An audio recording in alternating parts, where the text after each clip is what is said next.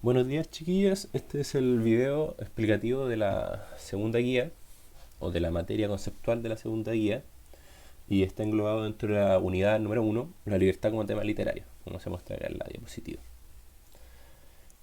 Primero, ¿qué es la libertad? Esta es una pregunta que le hice a las chiquillas en la clase y las chiquillas me respondieron con distintas cosas, como por ejemplo libertad de personas, libertad de expresión, el hecho de poder salir, el derecho a hacer algo, el hacer lo que uno, lo que uno quiera, entre otras cosas.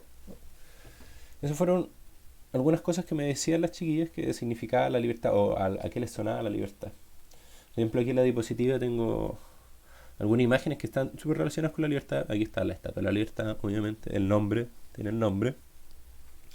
Y esta pintura que representa el momento de la Revolución Francesa. En las dos está la diosa de la libertad de los romanos, que es esta estatua, o eso representa la estatua, la diosa de la libertad romana. Para definir, generalmente para definir, si no sabemos qué significa bien una palabra, podemos buscar siempre en la RAE, que es el diccionario. Y para facilidad de nosotros, el mismo diccionario está en internet. Así que podemos ir a Google y escribir libertad, o en la palabra que quieran buscar, y al lado ponen RAE, que quiere decir Real Academia Española, que es la institución que regula, entre comillas, la lengua, el uso de la lengua. Y generalmente en el primer link sale lo que buscamos. Entonces aquí ahí tenemos libertad, la palabra que buscamos, el origen de la palabra, y hay un montón de acepciones. O general, depende de la palabra, la cantidad de acepciones o distintas definiciones que tiene la palabra. Por lo general, el uso de la palabra más general, o lo que nos puede servir a nosotros, son las primeras. La primera, la segunda, la tercera, la cuarta. Cuando uno empieza a bajar, empieza a ver otros tipos de uso de la palabra, que en general no nos sirven. O dependiendo de lo que quieran buscar. Igual es interesante leerla y ver la variedad de usos que tiene una pura palabra. Entonces aquí tenemos, en la primera definición nos dice facultad natural que tiene el hombre de obrar de una manera o de otra, y de no obrar, por lo que es responsable de sus actos. ¿Qué quiere decir esta definición? Que la definición de libertad se refiere a la capacidad que tiene el hombre de elegir si hace algo o no lo hace. Y esa capacidad viene con la responsabilidad de atenerse a las consecuencias que esa elección puede tener. Por ejemplo, si yo cruzo la calle en rojo, esa es mi elección, cruzar la calle en rojo. Y si me pasa algo, es mi responsabilidad. Por el contrario, si yo elijo cruzar la calle en verde, es mi elección cruzar la calle en verde y es mi responsabilidad lo que pase. Pero, como estoy cruzando en verde y se me está permitido, si me llega a pasar algo, por ejemplo, un conductor viene acelerado y me llega a tocar, es culpa de él, no es culpa mía. Entonces, cada elección que tomamos, la libertad viene con cada elección que elegimos hacer o no hacer, tiene una responsabilidad. Esa es la definición que nos da la libertad. Otra definición que tiene acá es la condición de quien no es esclavo. O sea, viene con la connotación del esclavo. El esclavo obviamente es el privado de libertad. Aquí dice estado de quien no está preso. Y preso es alguien que está obviamente en una condena, en una cárcel. Y por eso se dice privado de libertad. Porque no tiene la libertad de elegir. Tiene no tiene libertad de cómo, por ejemplo, de cómo vestirse dentro de la cárcel, en ciertas cárceles, o principalmente no tiene la libertad de salir a donde quiera. Que por eso, por ejemplo, una vez chiquilla me decía como concepto el salir, que estaba relacionado a la libertad de movilización. Y eso es lo que estamos, por ejemplo, se relaciona con lo que estamos ahora, que estamos en un periodo de cuarentena. Tenemos nuestra libertad coartada. No nos podemos desplazar como queramos o necesitamos de ciertos permisos. Por ejemplo, en toque de queda ya no siquiera son casos muy particulares los que permiten movilizarse en ese periodo. Ahora, continuando, la libertad como tema literario, porque obviamente estamos en la asignatura de lengua y literatura, o lenguaje y comunicación, y lo que nos mueve es la literatura y el lenguaje. Primero, explicar qué es un tema literario, a qué nos referimos cuando decimos tema literario. Cuando nos referimos a un tema literario, es el asunto que trata la obra literaria, en torno al cual gira la trama y que conduce a los conflictos creados por el autor, los hay primarios y secundarios. Es decir, el tema es el motivo, el asunto, el, la gran temática que se trata. Por ejemplo, en una película de terror, obviamente el gran tema literario ahí es el horror, el miedo. Eh, no sé, en Alien versus Depredador o en Depredador, ese tipo de películas, ¿cuál es el tema principal? Es el miedo. Y por ejemplo ahí también está la ciencia ficción. Eh, por eso no es que haya, en una obra haya un puro tema literario, siempre hay varios, pero generalmente hay uno que es el principal. Aquí les puse ejemplos de obras literarias que tienen la libertad como tema principal. Por ejemplo, el Quijote de la Mancha, que trata sobre un, una persona mayor que se vuelve un poco loca y se crea un caballero medieval y empieza a recorrer los campos que rodean donde vive, y a través de eso empieza a encontrar distintos personajes. Hay un personaje que se encuentra o llega un momento, un lugar donde hay una pastora que la quieren casar, la quieren entregar en matrimonio como se hacía antes, le están obligando a casarse. La pastora dice, no, yo puedo elegir, yo tengo el derecho de elegir con quién me caso, a quién amo. Ahí un ejemplo de libertad. Hay aquí en Quijote se trata de ese tema. Hay otro momento donde se encuentra con un montón de esclavos que van hacia son prisioneros, que están esclavizados y que los llevan a ser remeros. Los que movían los barcos a través de remos, esos barcos que tienen hileras de remos, eran esclavos los que lo movían ellos, y ahí se encuentra el Quijote con una fila de ellos y conversa. Hay otro que, por ejemplo, se llama La Brecha, de Mercedes Valdivieso, y trata un tema similar. Es también una mujer, es chilena, que está buscando la independencia, y generalmente cuando hablamos de independencia se refiere también a libertad, están relacionados esos conceptos. Busca la independencia como mujer, donde toda su vida ella vivía por lo que le decían los demás. Vivía primero por lo que le decía su madre y luego vivía por lo que le decía su esposo, obediente. Pero en un momento dijo, no, pues yo también quiero tener la capacidad de elegir, de sentirme libre. Esos son ejemplos en la literatura, pero también podemos encontrar en otro tipo por ejemplo, en otro tipo de expresiones literarias, como el cómic, por ejemplo, Capitán América se me viene a la mente ahí en ese tópico, entre otras cosas, otras películas, etcétera. Por ejemplo, Corazón Valiente, también se me viene, no sé si la conocen, de Mel Gibson, que actúa como líder de la revuelta de Escocia. Realmente siempre está relacionado a rebelión, libertad, independencia. Ahí vamos a ver por qué. Ahora en la siguiente. ¿Y por qué hablábamos de libertad? Porque esta unidad se basa en el romanticismo. Es un periodo histórico que va desde 1800 hasta 1850.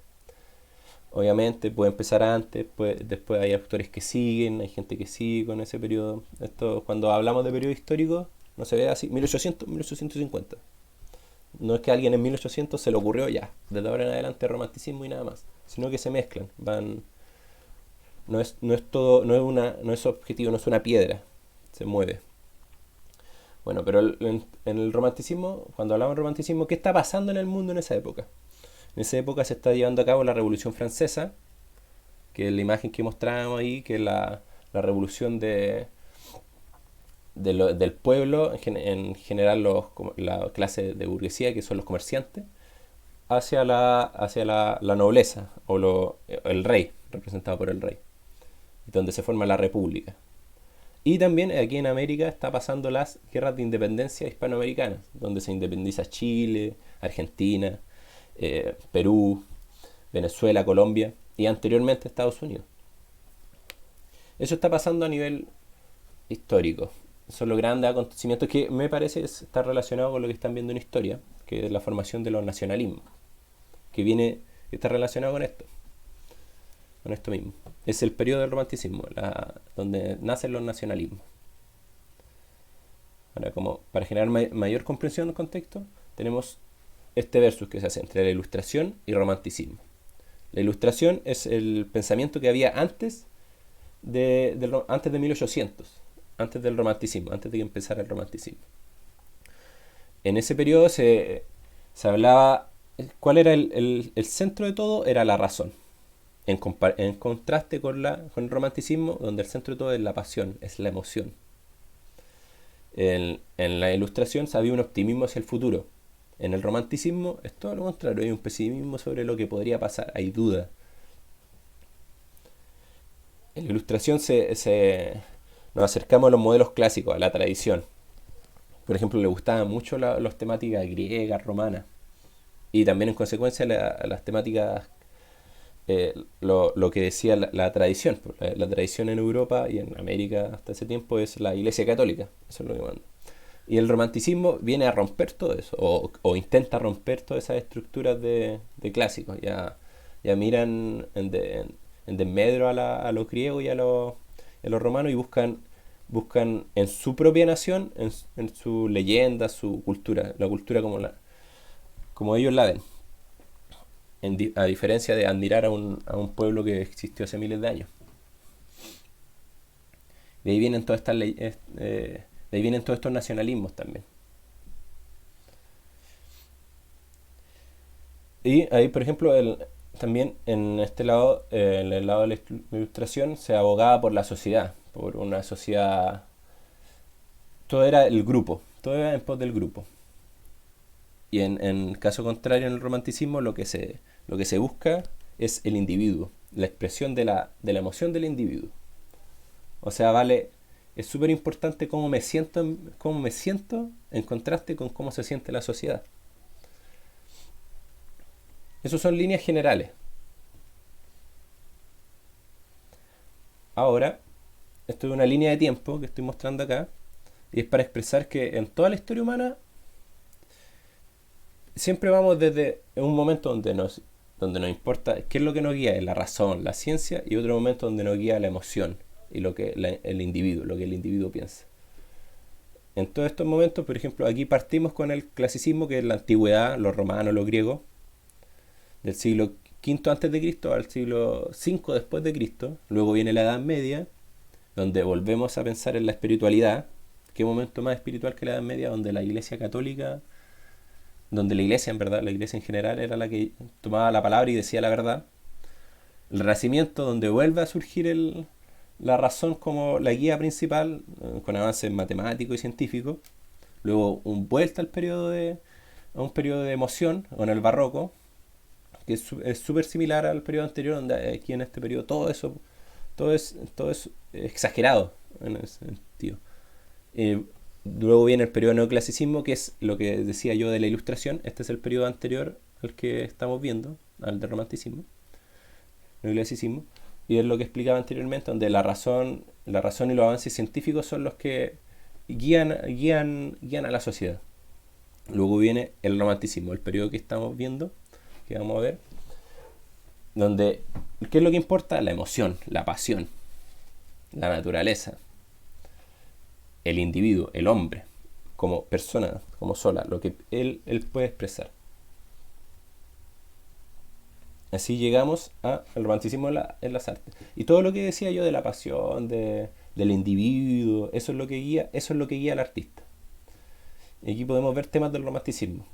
Lo vamos a nombrar. Libertad, pocas veces conseguida. Amor, raramente alcanzado. La muerte, el destino, adverso para el héroe.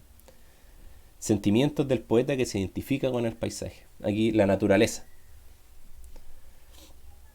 viaje a mundos exóticos, exploración, defensa de los nacionalismos y sus culturas.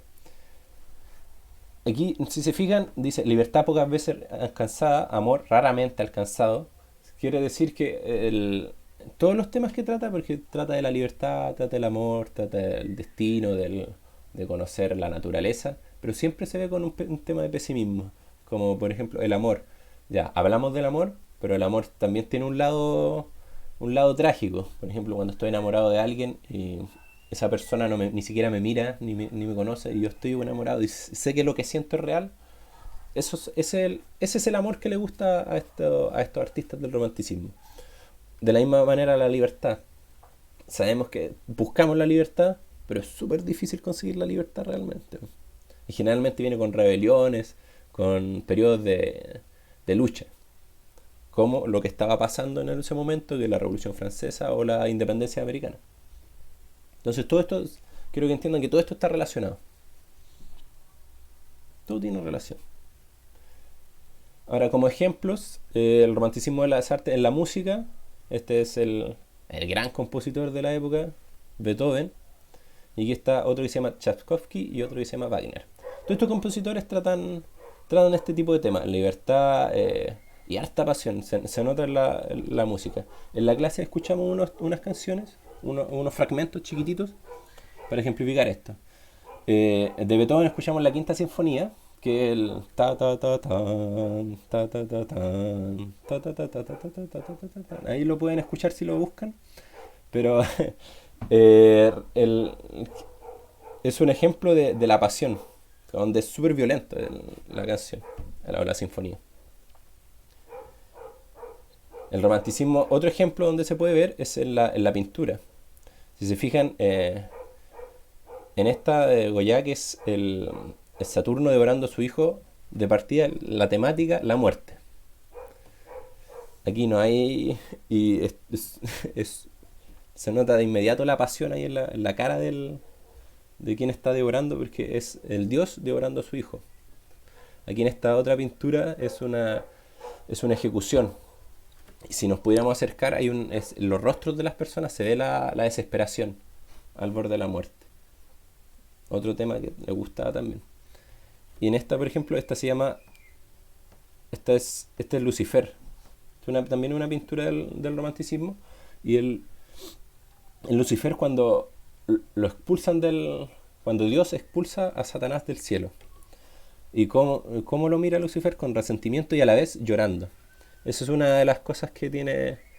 pero se ve expresada ahí la pasión en la cara. Llorando y con odio mirándolo.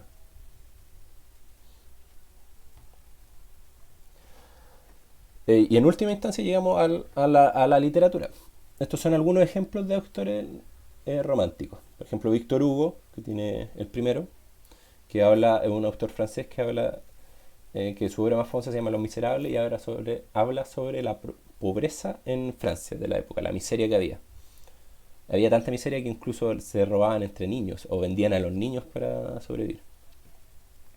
Edgar Allan Poe, otro autor que trata temas románticos, pero siempre con eso de tragedia, con ese sentimiento de tragedia. Siempre tengan en cuenta que amor, libertad y naturaleza, pero con un toque de tragedia. Esos son los motivos principales. Y José Zorrilla, un dramaturgo español que trata este mismo tipo de temas, y además es súper conocido por tener la obra de Don Juan. No sé si han escuchado de Don Juan, el personaje de Don Juan, un mujeriego, un enamoradizo. Pero nos vamos a centrar en Gustavo Adolfo Bécquer. Que es el autor que sale en la guía, para darle un poco de contexto.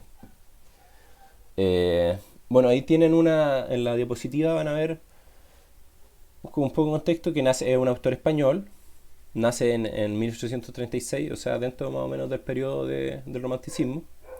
Su obra más conocida es Rimas y Leyendas, y ahí son rimas, un conjunto de poemas, y además unas leyendas, que tiene que ver también con las temáticas del romanticismo. Las leyendas, de vuelta a lo nacional.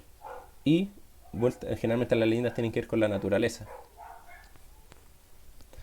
Durante su vida trabaja como censor literario en la Corte Española y en diversos periodos de la época, debido a la dificultad que es trabajar como escritor. Nadie te paga, o es súper difícil surgir como escritor. Y sus escritos tratan típicamente temas románticos, por ejemplo, el amor, la libertad, la naturaleza y lo sobrenatural. En resumen, ideas del romanticismo. Esta es la gran diapositiva que quiero que tengan en cuenta. ¿Cuáles son las ideas del romanticismo? La pasión y la desmesura, pero con tintes pesimistas y desconfianza. Pasión. Segundo punto, todo es observado con tristeza y pesadumbre. El amor y la felicidad son observados como algo inalcanzable, pero aún así lo buscan, lo buscan. La libertad es casi imposible de obtener. La pasión conducirá a la tragedia. Lo mismo que se repite, siempre está ese tema de la pasión, el amor y la libertad, pero con tintes de tragedia, que es las dificultades de la vida, por ejemplo. La rebeldía frente a los cánones o normas establecidas. Como les decía, la rebeldía frente a lo anteriormente establecido. Sobre la razón, la rebeldía frente a la razón. No, la razón no es lo que nos guía. Lo que nos guía es la pasión, el amor. Y por último, la naturaleza y lo desconocido. Poner en tela de juicio lo real. ¿Qué es lo real y qué no? Si al final la emoción es lo que nos guía. Esas son ciertas ideas del romanticismo que quieren que tengan en cuenta. Están destacadas ahí las palabras pasión, amor, libertad, tragedia, rebeldía y naturaleza, que son como los conceptos que tienen que tener en cuenta. Pasión, amor, libertad y naturaleza. Y siempre relacionados con un tinte de tragedia y de rebeldía. Eso es en general la descripción de la unidad. Cualquier pregunta que tengan, está mi número en el WhatsApp y recuerden de 3 a 6 de la tarde. Chao. Cuídense.